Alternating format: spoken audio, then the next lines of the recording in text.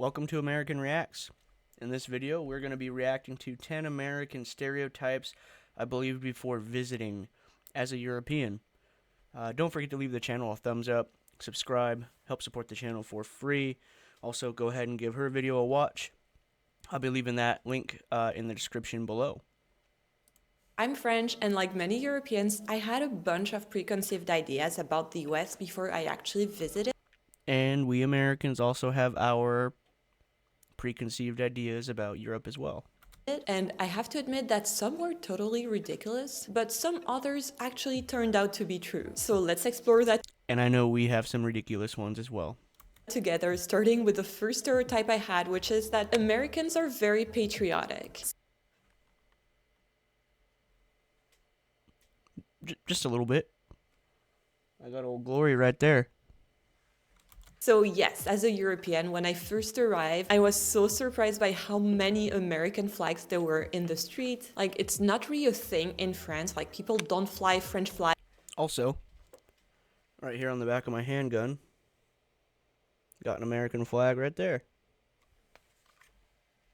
In their front lawn, it's seen as being a bit weird, but on my side, as someone who loves cultures, I'm really into it. You know, I really like the 4th of July decor, especially in the suburbs of Chicago where my boyfriend is from. It is so cool and really gets me in a patriotic mood, even though I'm not from the US. But it's not only that. Like, people really take the national anthem very seriously, like standing up at sports events, and Bobby told me that growing up, National anthem, if it's sung right, I don't like it when they dress it up and try to make it their own. I like it when they just sing the words nice, hit the high tones. In my opinion, you get a nice female singer. Those are the best national anthems. he had to say the Pledge of Allegiance every.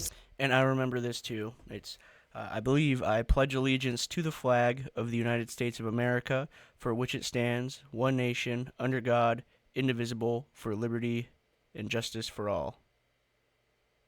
I might have messed up that last little bit there, but 98% correct. Single day at school, so it definitely feels overall like a more patriotic experience than what I've lived personally. But I just want to say that it's also very polarized. Like, Americans themselves have very strong opinions about their country, and I've met a lot of people who are very apologetic for being American. Well, and what I don't understand is you would think anybody would have strong opinions about their country. Correct, if I'm not mistaken, at least from my opinion, but maybe it's just my American opinion. And this is maybe linked to the other stereotypes we're going to talk about in a bit, but I feel it's such a shame that these people feel the need to do that, because I feel the US is a really great place to be from. And you know, obviously, like in every country, there are good. And what you say? Good things the US talk about in a bit, but I feel it's such a being American, and this is about their country. And I've met a lot of people who are very apologetic for being American, and this. That's one thing you'll never find from me. I am unapologetically American. I understand that this country's done some not so favorable things in the past, but that's in the past. And at the end of the day, I love America. I love everything it stands for, and I love watching these videos and seeing people come to America for the first time and noticing that it's not what they were told it was going to be.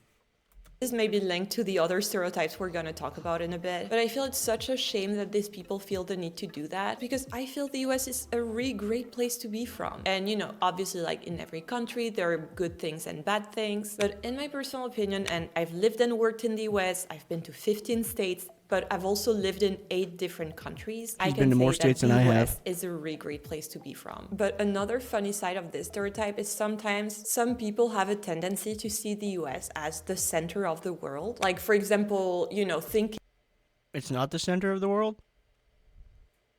This is news to me. No, I'm just joking. It's a joke. I understand. We just have a lot of influence in the world.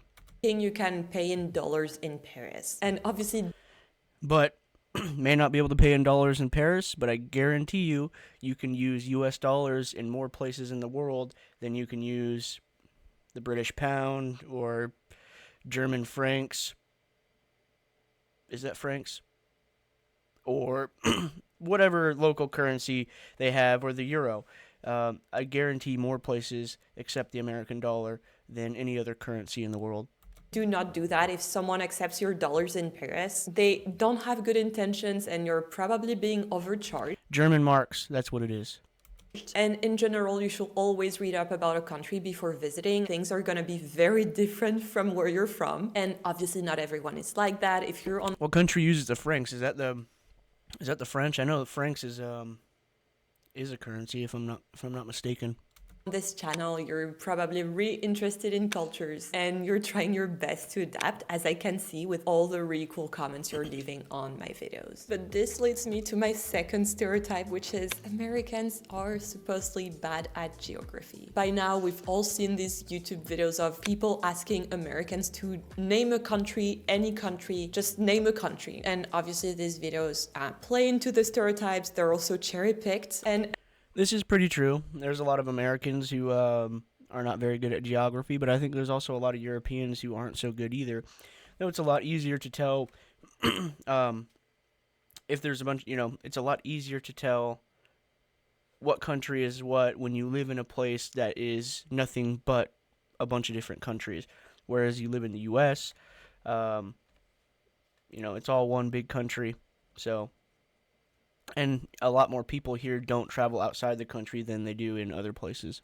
I'm sure that if you shove the camera on my face and yelled at me, I will forget all the countries. But since it's a light video and it's about my personal opinion on these stereotypes, I have to tell you about something weird that keeps happening to me in the US. And maybe you have an opinion on that. So I'm from France and I grew up right there. And my dad is from Spain, the country in Europe that's right there. And sometimes this comes up in conversations, like for example, if we're talking about our origins with people. And in the US, for whatever reason, people misunderstand or don't remember correctly and think I'm from Mexico. And I love Mexico. I think it's a great country. I spent a lot of time there during my travels. I've actually lived there for 6 months, but I am not from Mexico. I'm literally from the other side of the pond. Like, it's a 10-hour flight. And to me, I don't understand. What I really don't know about that is how could you, yeah, I'm sure she probably speaks Spanish, correct?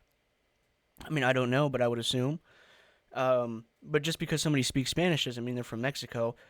And you would think when somebody tells you their country of origin, you would remember that.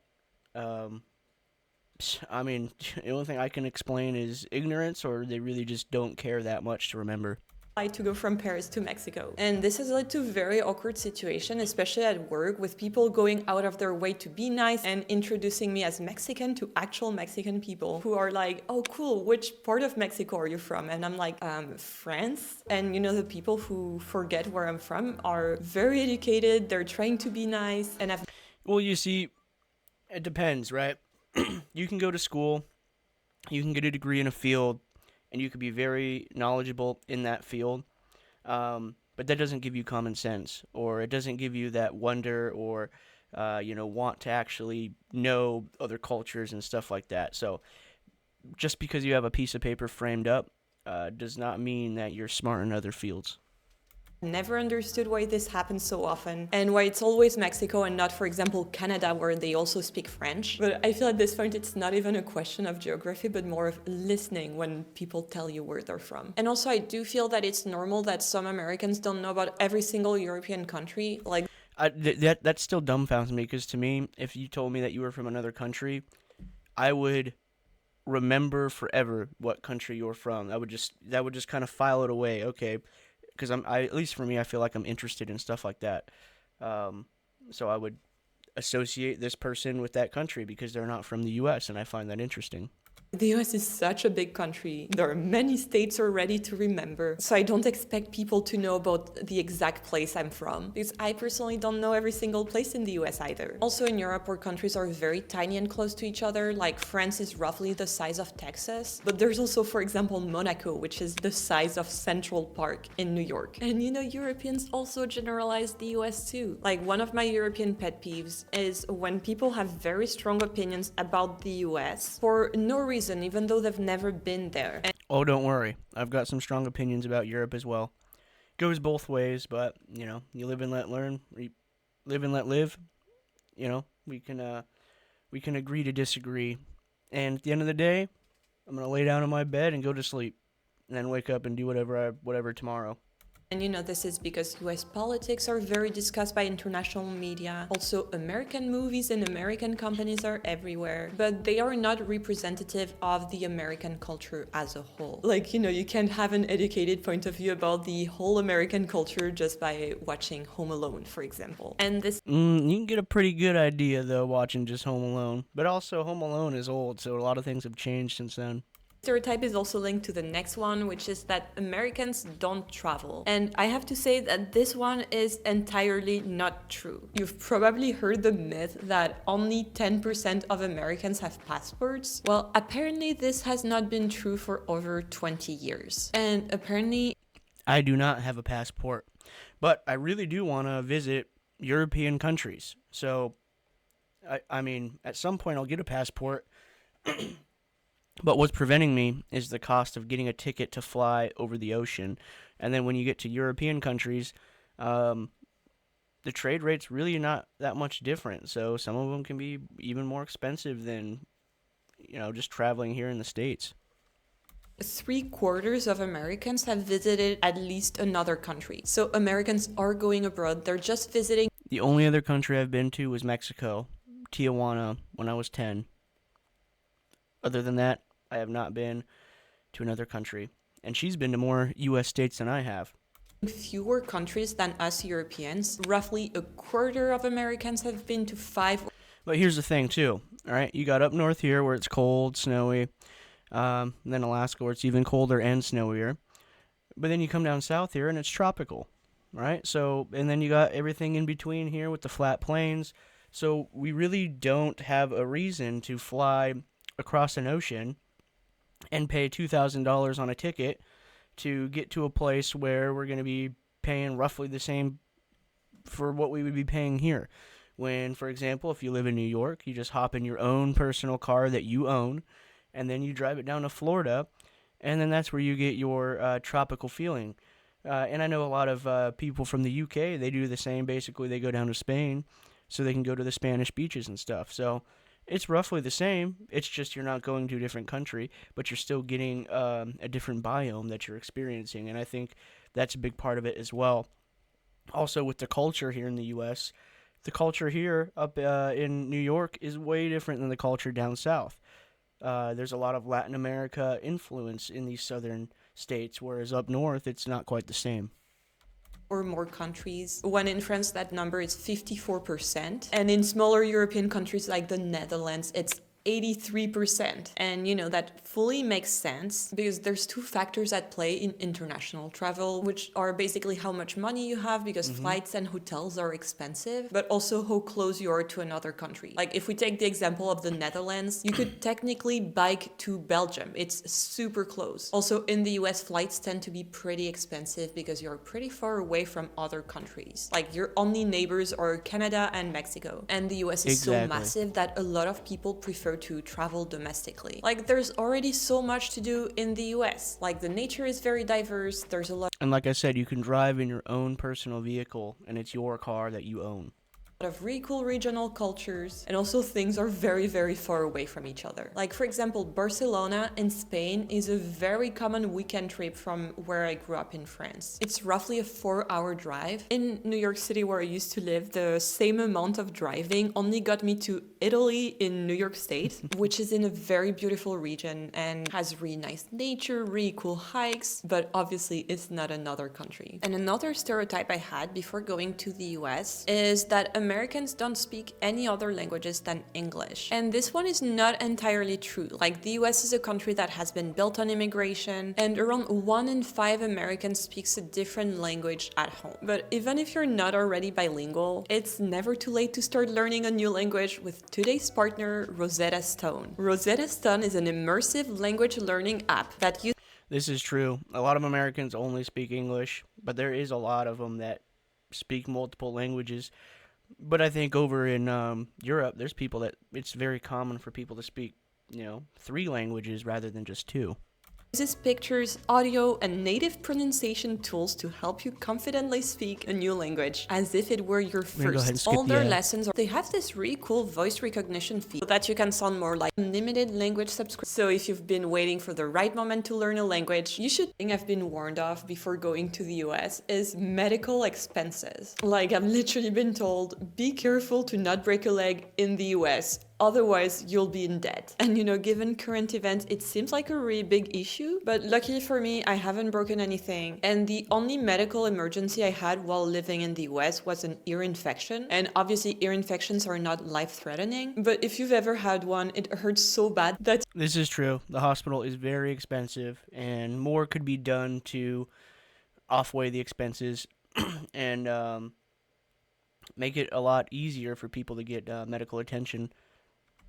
You're ready to do anything to make it stop. And on my side, I went to an urgent care facility where I saw a doctor and it costed me $300. Luckily, my health insurance was very good at the time because I was working for a French company in the US. So I had to pay out of pocket and then I was reimbursed. But in the time it took for me to get reimbursed, I was very scared that my claim was going to be denied or that I would not be reimbursed in full. And to be honest, $300 is a lot of money for an ear infection. If we compare that to my most recent ear infection, and I have sensitive ears, okay, which was in Paris, I had to pay $0 out of pocket. Like, they didn't even ask to see my credit card. They only needed my health insurance card. If I had to pay out of pocket, it would have been 25 euros, which is around $26. So it is very, very cheap.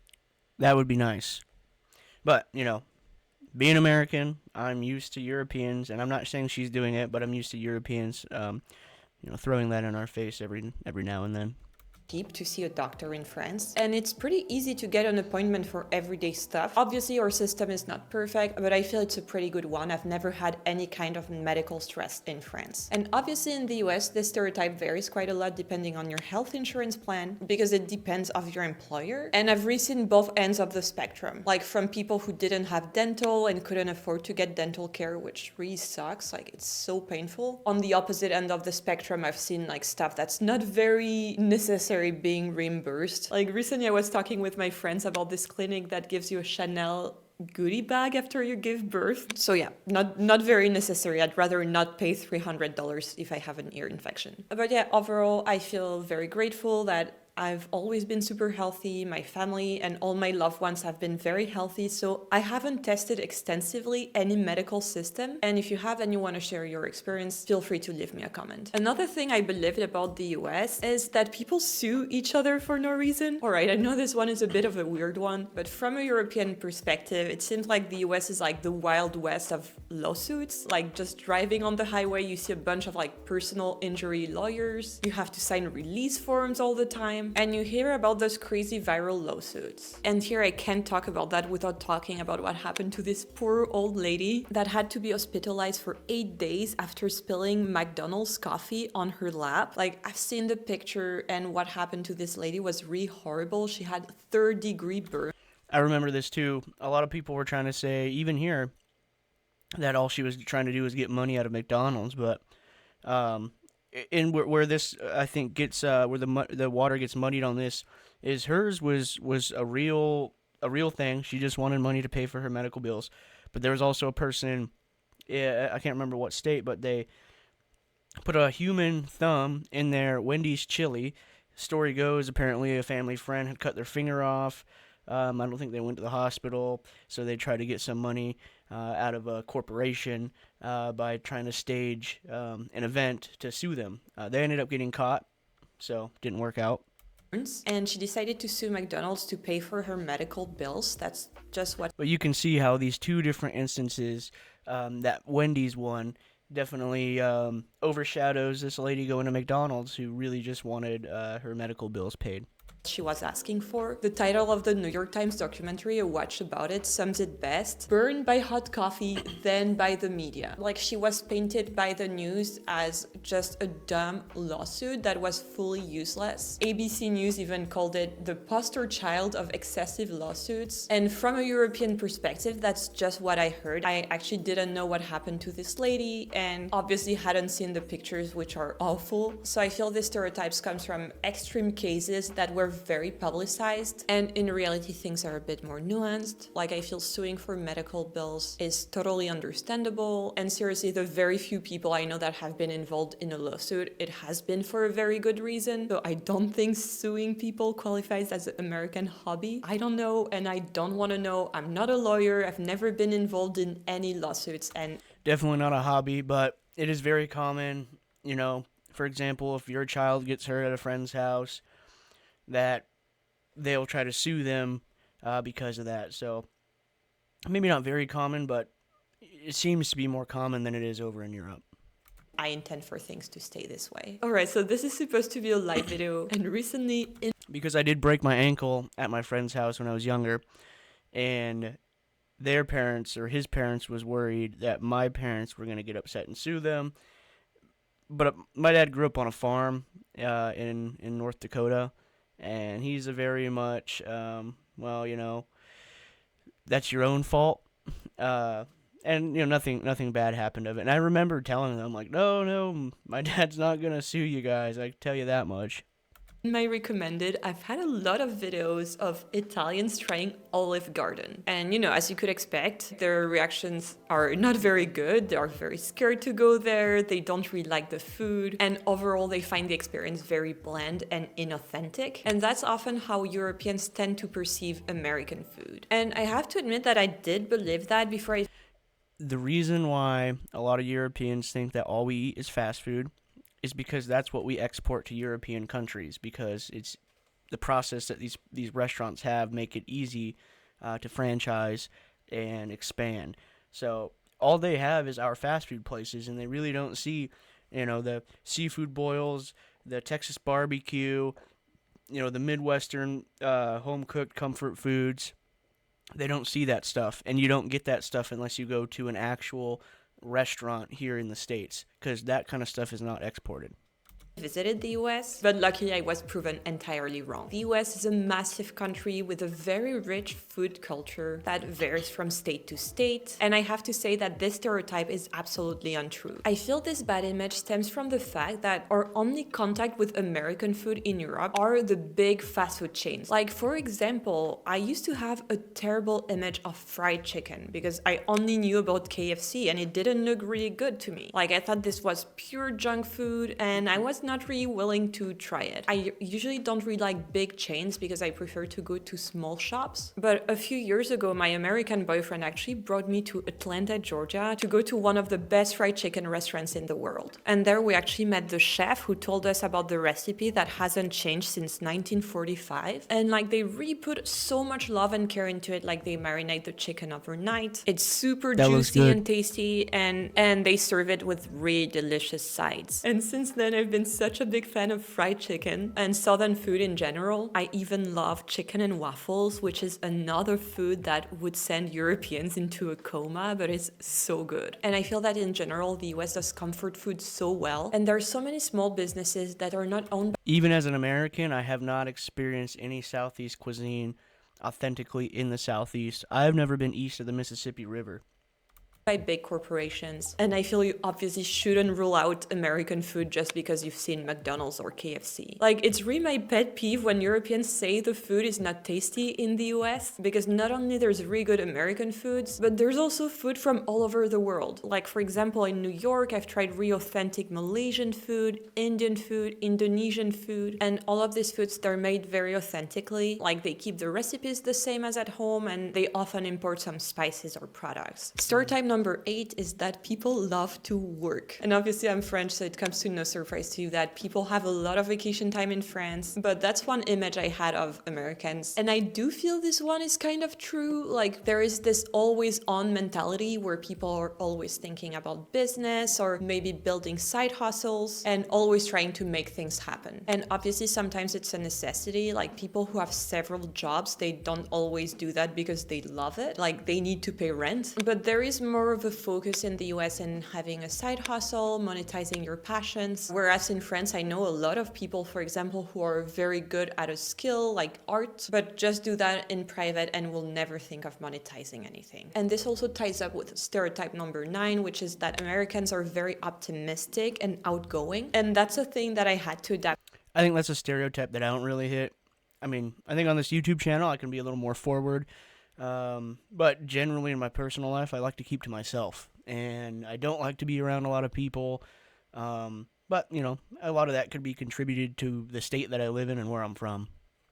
To in the US because it's not in my culture, but now I really love small talk. I love how positive people are, and But I can do some small talk. Small talk's easy. You just bring up some basic stuff.